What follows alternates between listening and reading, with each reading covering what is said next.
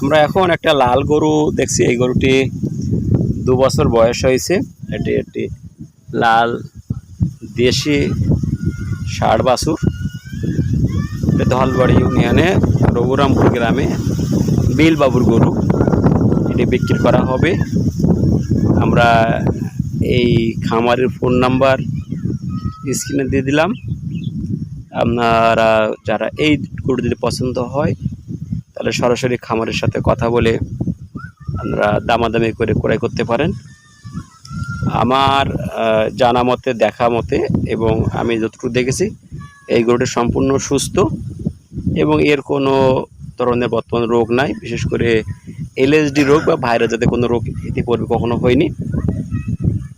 সম্পূর্ণ দেশি খাবার দিয়ে এটি লালন পালন করে। কোনো ধরনের ইনজেকশন বা ফ্যাট পাউডারও খাওয়ানো হয় না। সবাইকে ধন্যবাদ।